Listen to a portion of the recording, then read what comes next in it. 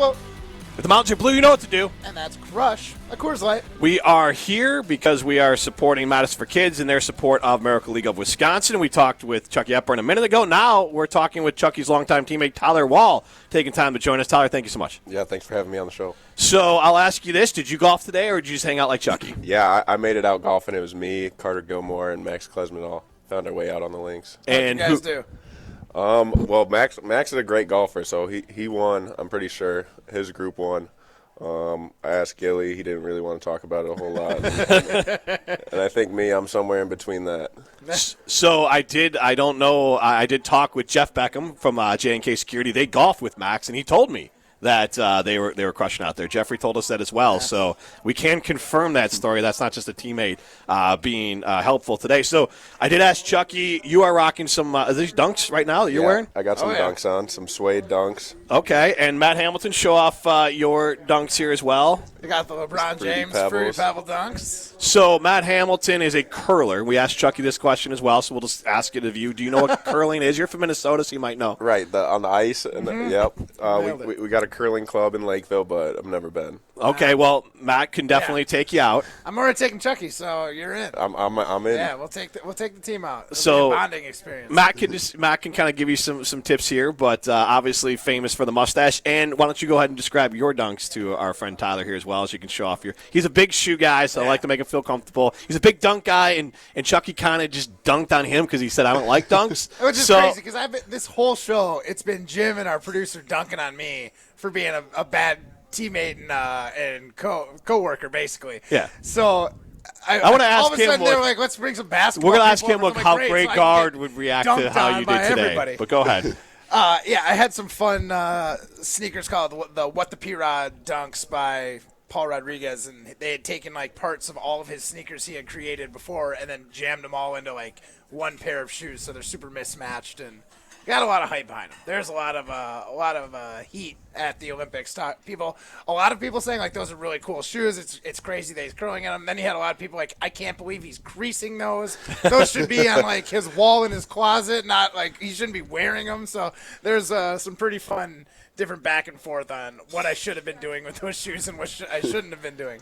So, Tyler, I'll ask you this, because Matt, an athlete here, and he's one of our hosts as well. Rare because he is also competing as a host here. But he showed up at the office today to do our radio show. But everyone else in the office knew that the radio show was here. And instead of taking personal accountability for it, he has thrown everyone else under the bus. So I'll ask you, on your team, if you showed up to the wrong place, how would Coach Gard and the rest of your teammates respond to that, especially if you then threw them all under the bus for not basically holding your hand and carrying you to the event? I think how it would go for the first time if you showed up to the wrong place, we're just letting you go. And you didn't show up to practice today, you get a little yelling at, but in the long run it'll all be good, and you just missed out for the day. Yeah. Okay. All right. So, he's just being nice here. Just missed out for the day. So here's the thing. I basically haven't responded to a work email in like 6 months.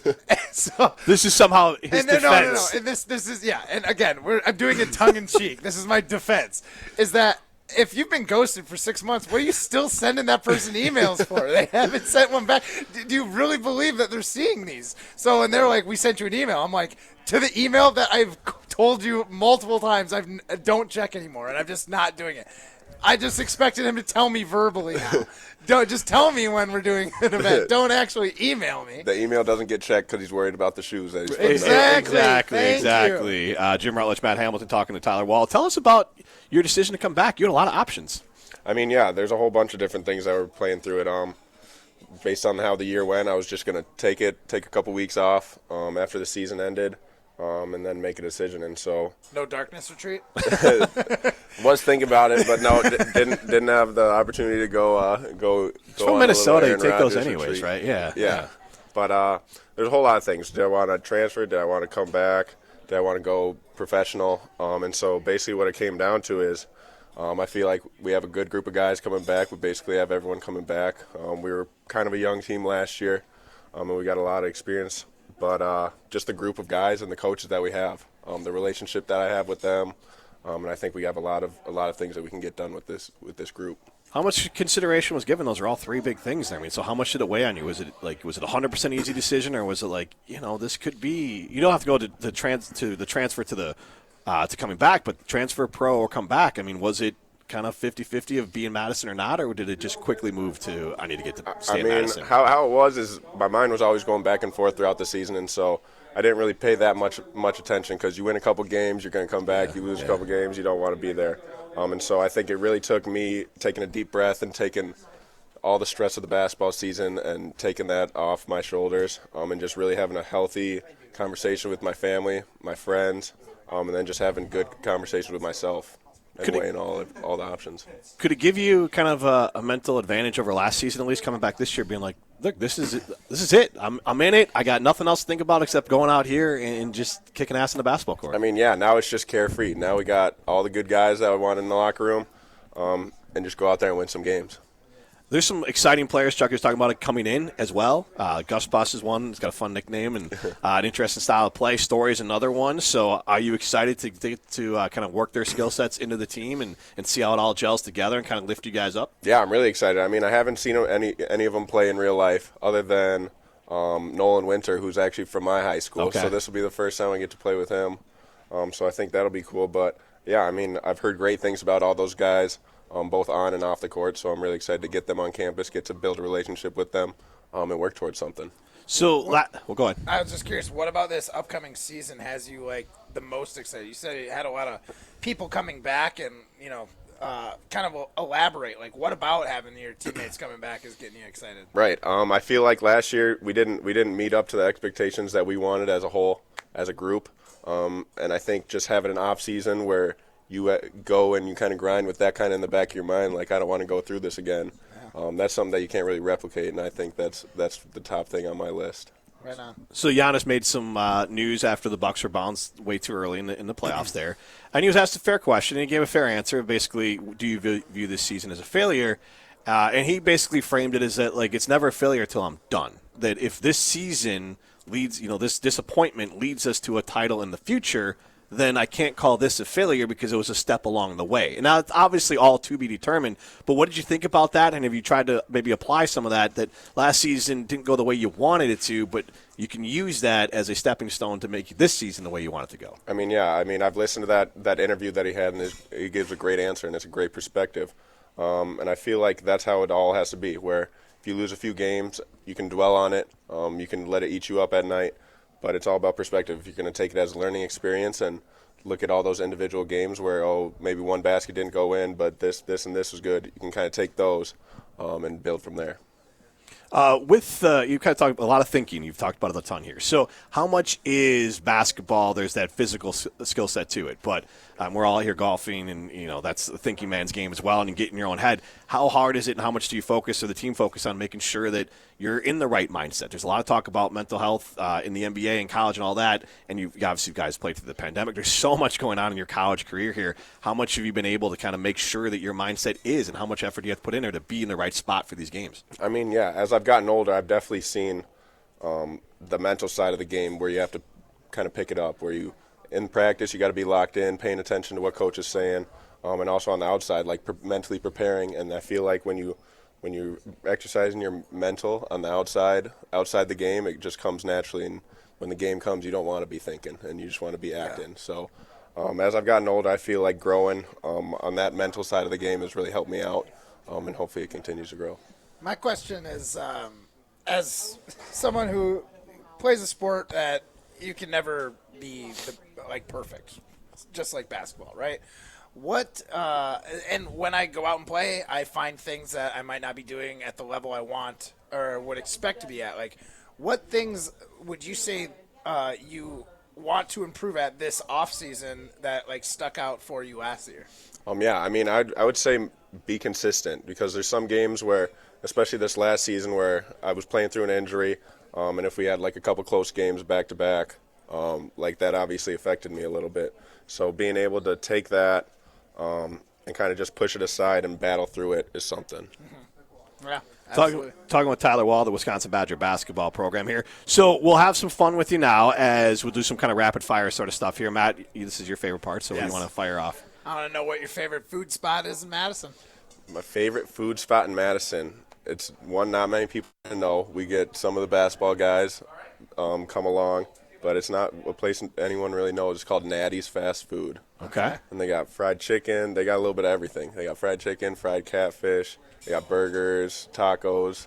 It's a good little spot. All right. All right, Matt fancies gonna have himself to- as a, yeah, as I'm a, gonna have as a to try that out. foodie. So is that when players come to town and you're trying, obviously I'm sure you're part of the recruiting process there, where do you take them?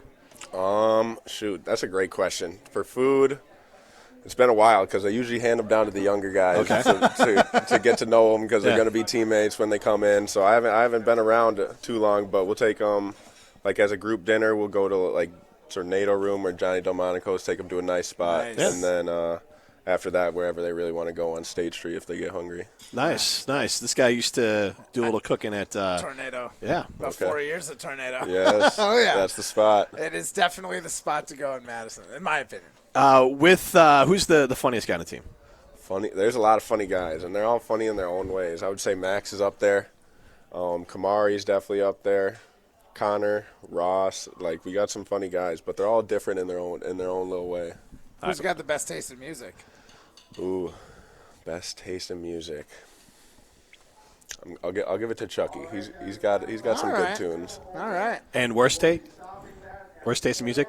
Carter Gilmore. And what does he listen to? It's not even like the taste. He just doesn't know the names of the songs. He'll know a couple of the words and he'll hum a little bit, but he's not a big music guy, so that's why he's at the bottom of the list. So I'll ask this one here because Mr. Matt Hamilton fancies himself a music guy, but does not like live music. Would much rather just play it on a record at home. Do you prefer live music or do you prefer listening to it on your phone or whatever? I like the phone. You get to choose. Okay. Yeah, see? You get everything. I've only been to a handful of concerts in my life. Yeah, you go to a concert, you're just going to hear that band the whole time. If I want to mix it up, I can just go ahead and make a mix of the Beatles, the Stones. You're never going to a Beatles and a Stones. You could go see a cover and band. a Zeppelin, You Joe. could go see a cover band. But why? But they could play it all. And honestly, I don't hate cover bands. Of course Because you know why? They try and play it exactly how it came out on the record. That's the whole point. Is the song does not sound the same, Jim.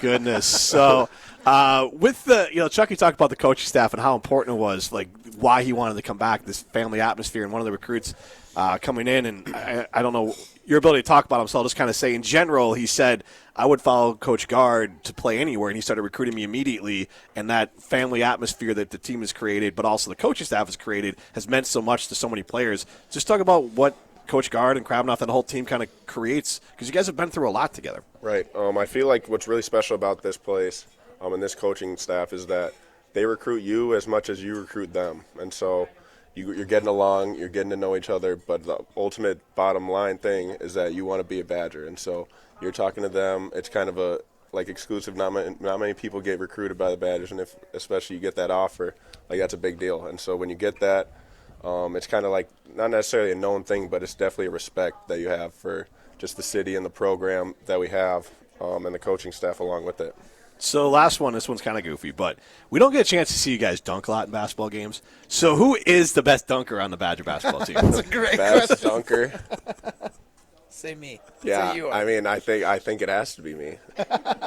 A healthy me. It's got to be me. All right, so you got to give us, like, this year at some point, just one thunderous, like, two-handed big man dunk there. And then Matt will show you how to throw a stone and sweep it up. And I'll show you how to do curling's equivalent. what's the equivalent of dunking and curling? Probably like a takeout of some sort. Well, give us a little explanation. So if the other team's, it's like a bullseye, right? So if Yeah. the other team has a rock in the rings, you can just throw yours hard enough to knock theirs out. That's probably like a dunk. Yeah? Yeah. Do you yell in your face afterwards then? Yeah, well, I mean, there's the in your face, the trash talking curling is very different from basketball.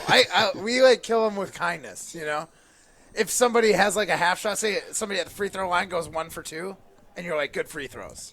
It's like people who are listening on the Some side tips are for going to you. be You like, could try to. that guy's really nice, but in all actuality, you're being a jerk. Yeah. Like, that's kind of how we roll. Okay. There you go. I got some tips from him. Tyler, thank you so much. Yeah, thanks for having me on. Appreciate it, guys. This is Rutledge and Hamilton.